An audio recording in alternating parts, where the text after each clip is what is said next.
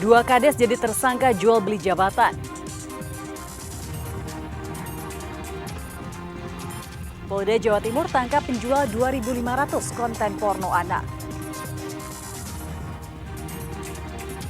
Isi libur sekolah dengan kegiatan hitan massal.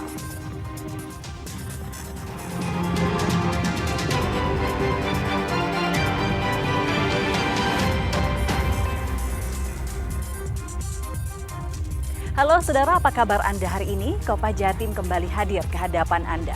Selain 3 informasi utama tadi, tim redaksi kami telah menyiapkan sejumlah informasi penting dan inspiratif lainnya untuk Anda. Bersama saya Virgianti Kusuma, kita jelang Kompas Jatim di Kompas TV Independen Terpercaya.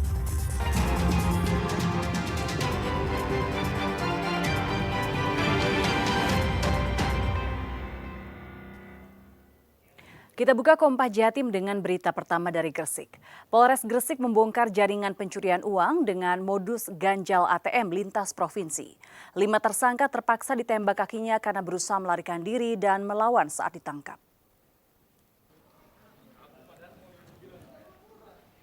Kapolres Gresik menyampaikan bahwa kawanan tersangka telah beraksi di 48 lokasi berbeda, termasuk beberapa di wilayah Kabupaten Gresik.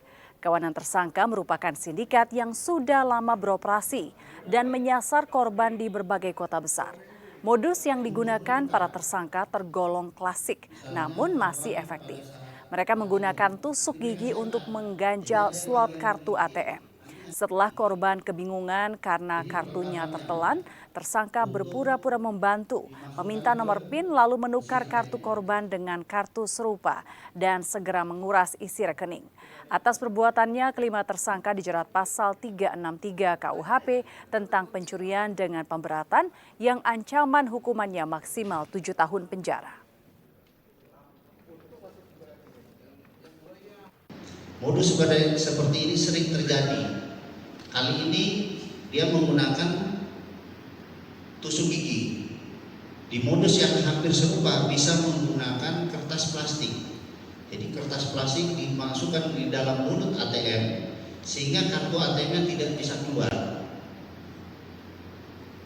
Nah, nanti datang orang berpura-pura membantu atau nanti mereka mencetak stiker seolah-olah itu dari bank, menyuruh korban menelpon kepada nomor yang ada.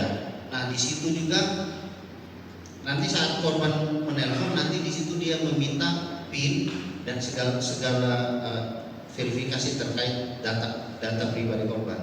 Dari situ mereka akan mengambil seluruh uang, mentransferkan ke rekening yang sudah disiapkan untuk menghilangkan jejak.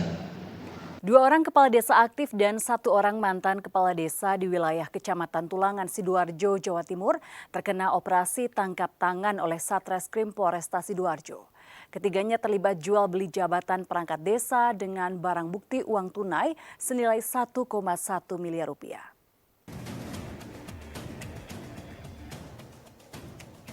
Dari operasi tangkap tangan ini, polisi menyita barang bukti mobil, motor, buku rekening, soal ujian masuk bagi perangkat desa, serta uang sebesar 1,1 miliar rupiah.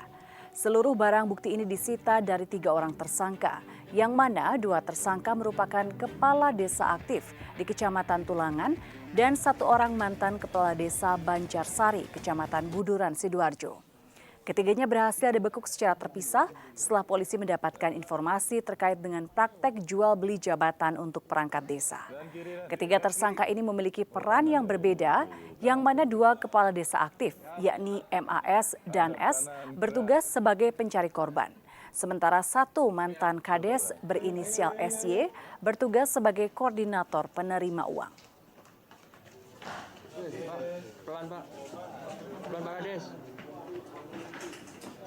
Jika ada pertemuan di salah satu tempat rumah makan di daerah Gedangan, Sidoarjo antara saudara MAS selaku kepala desa Sudimoro dengan tersangka saudara S selaku kepala desa Medalem dan tersangka saudara SC yang merupakan mantan kepala desa.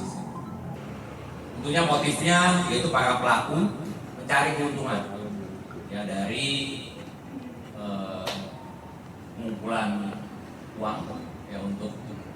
tentunya sebagai untuk kelulusan ya tadi ya, untuk perangkat desa itu ya.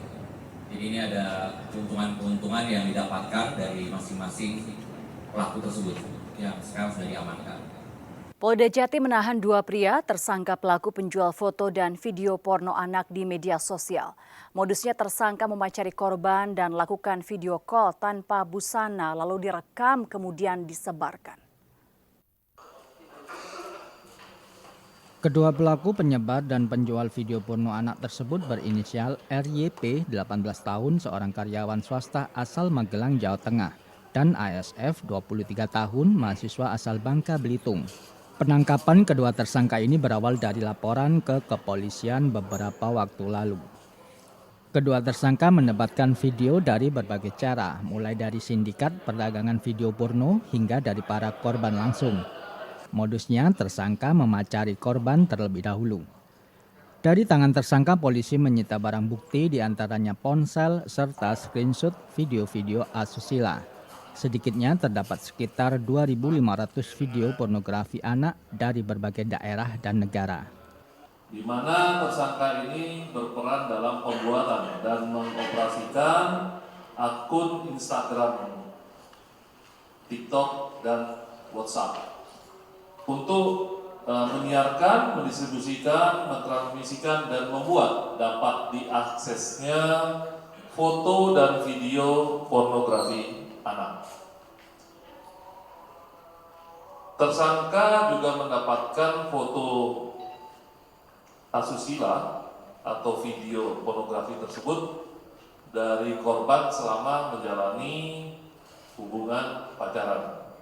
Motifnya cemburu karena tersangka takut ditinggal oleh korban, di mana korban punya pacar lagi, sehingga harapannya tersangka ini mengancam agar si korban ini kembali kepada tersangka. Kalau tidak, dia akan meng-share foto-foto milik korban yang asusila. Dari penyebaran konten video-video ini, pelaku bisa meraup keuntungan hingga 10 juta rupiah setiap bulannya. Akibat perbuatannya, kini kedua pelaku dijerat dengan Undang-Undang ITE serta ancaman hukuman maksimal 12 tahun penjara. Misbahul Munir, Kompas TV Surabaya, Jawa Timur. Pengelola Terminal Arjosari mulai melakukan tindakan tegas terhadap bus yang kedapatan menurunkan dan menaikkan penumpang di luar terminal. Langkah ini setelah selama 2 pekan sosialisasi peraturan larangan mangkal di luar terminal. Pelaksanaan larangan menaikkan dan menurunkan penumpang di luar Terminal Arjosari ini mulai diberlakukan. Penertiban dilakukan setelah pihak terminal melakukan sosialisasi kepada sopir bus dan penumpang di Terminal Arjosari Malang. Selama pemberlakuan aturan baru ini, kondisi Terminal Arjosari mulai menunjukkan perubahan. Bus yang biasanya kerap menurunkan dan menaikkan penumpang di luar terminal mulai tertib dan masuk ke dalam terminal. Meski masih ada beberapa bus yang bandel dengan menaikkan atau menurunkan penumpang di luar terminal, pihaknya juga telah memberikan teguran keras pada bus yang melanggar.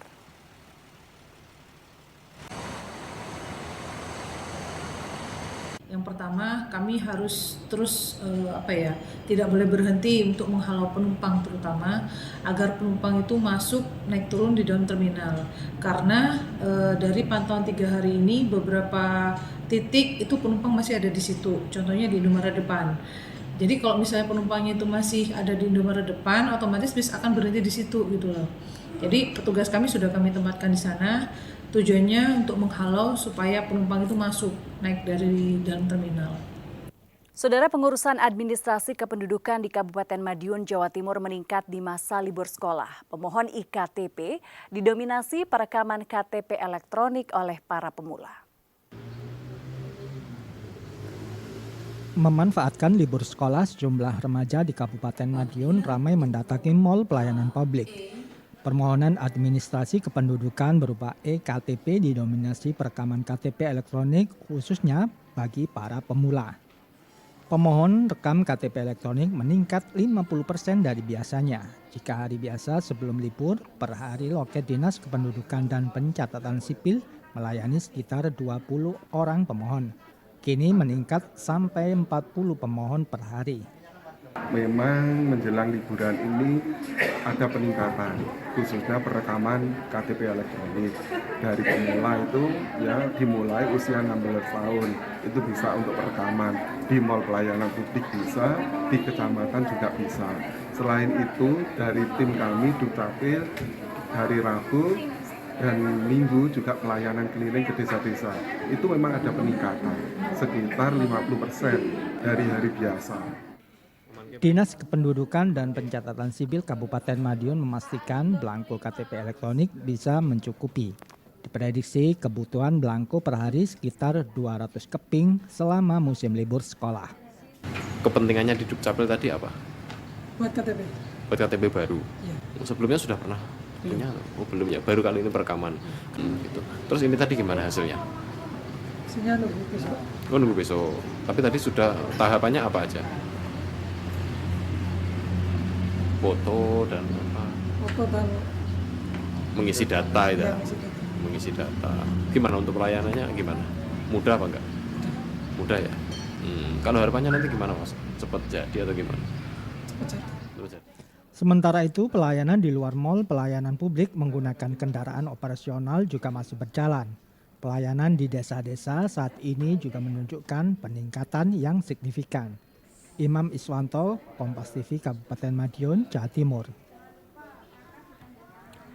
Kita beralih ke informasi lainnya. Ratusan anak di Surabaya dan sekitarnya mengikuti hitan massal di momen libur sekolah.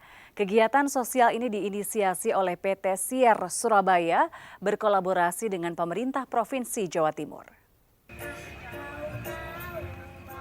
Beragam aktivitas dapat dilakukan guna mengisi waktu libur sekolah bagi anak-anak. Salah satunya seperti yang dilakukan anak-anak usia sekolah dasar didampingi orang tuanya, mengikuti proses hitan atau sunatan massal gratis.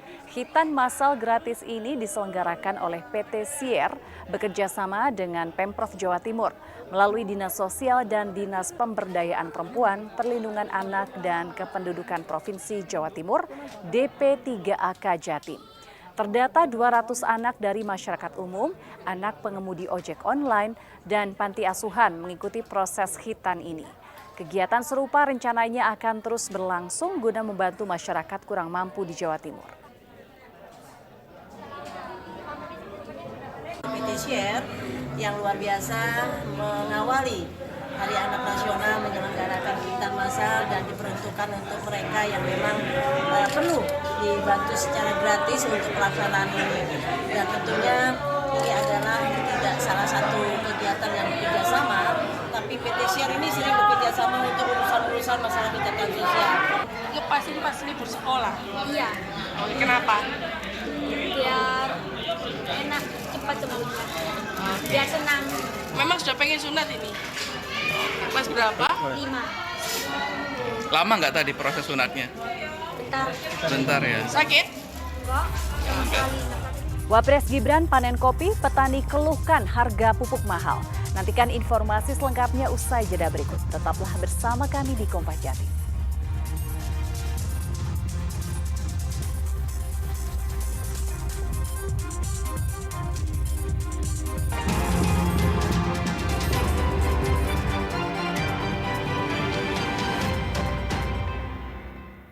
Wakil Presiden Republik Indonesia Gibran Raka Buming Raka melakukan panen petik kopi di kebun Kalisat Jampit Bondowoso. Pada kesempatan itu petani mengeluh ke Wakil Presiden terkait kurangnya alat produksi pengolahan kopi dan mahalnya harga pupuk.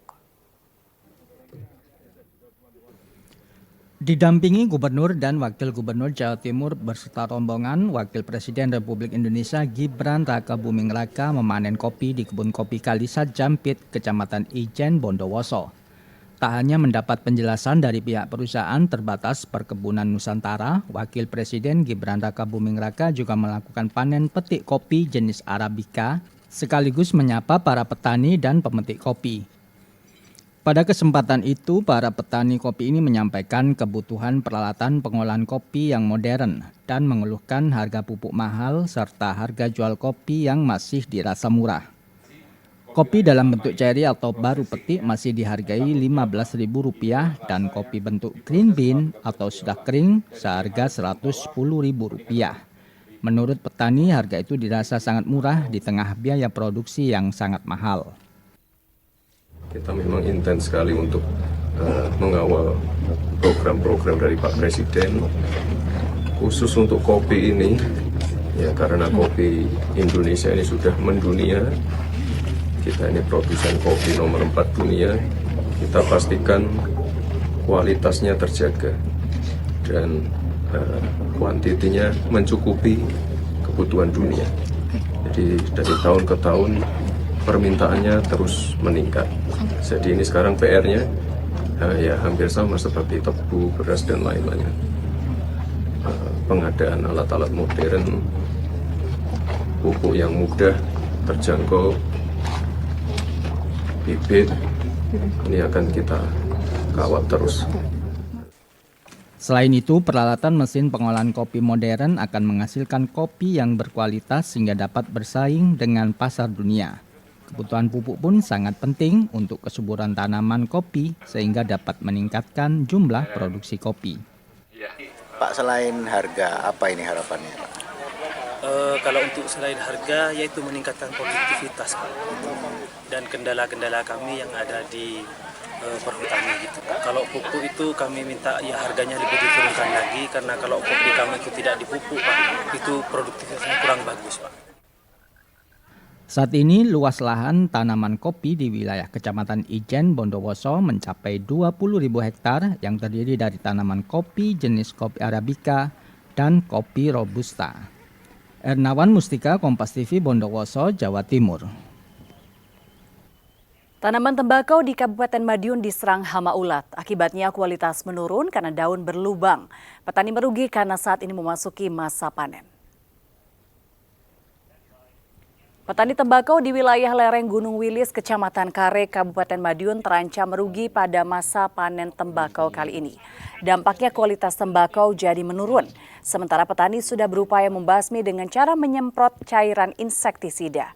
Akibat serangan hama ulat ini mengancam harga jual tembakau yang turun di pabrik penampung tembakau. Harga pada panen tahun sebelumnya mencapai Rp50.000 per kilogram.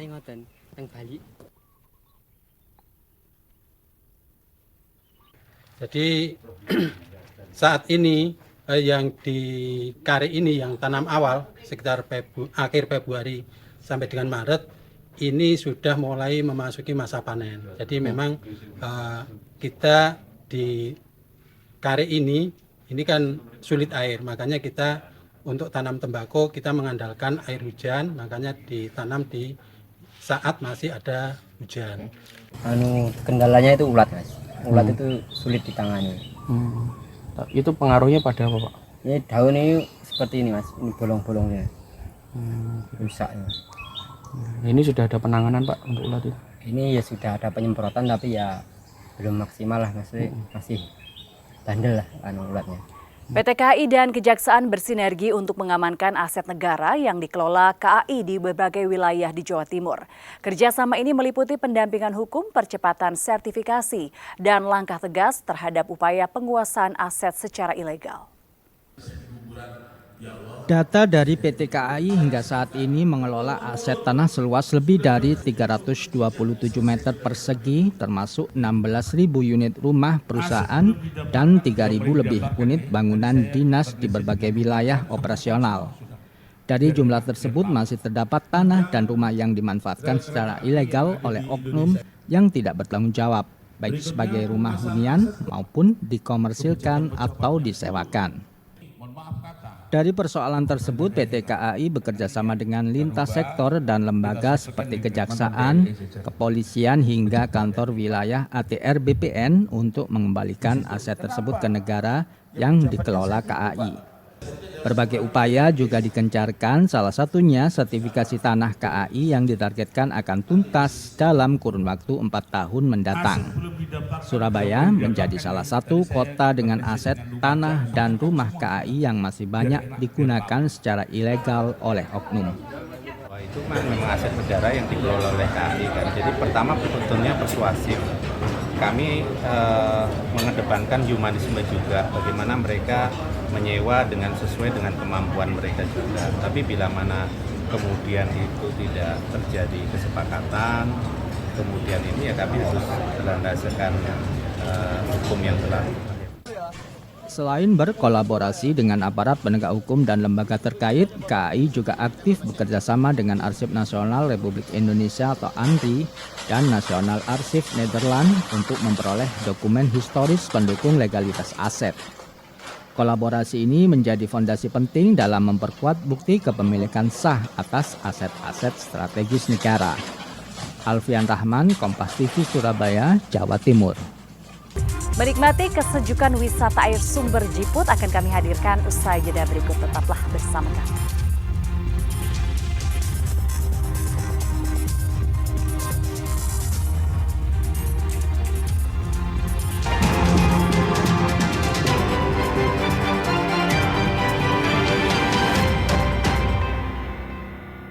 Sebuah kelompok pemuda di Kediri berhasil menyulap saluran irigasi kumuh menjadi tempat wisata. Diberi nama wisata air sumber Jiput, di sini pengunjung dapat merasakan sejuknya udara dan menjadi wahana edukasi bagi anak-anak. Dan informasi ini sekaligus menutup jumpa kita di Kompas Jatim hari ini. Jangan lupa saudara untuk menyaksikan live streaming kami di kompas.tv dan channel YouTube Kompas TV Jawa Timur. Kompas TV independen terpercaya. Saya Virgianti Kusuma, sampai jumpa.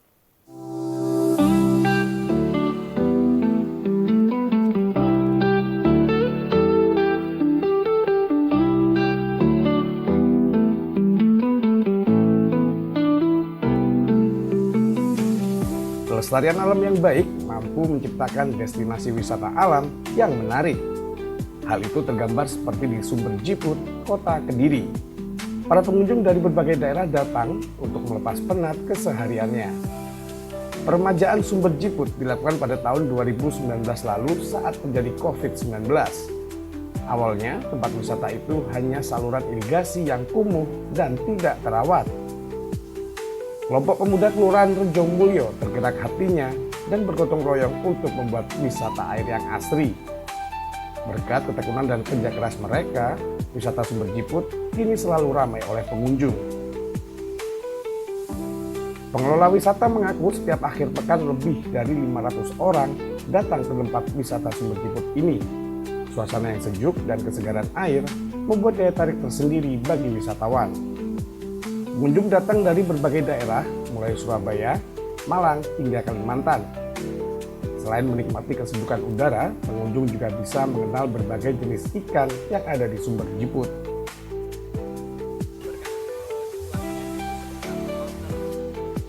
Waktu itu 2019,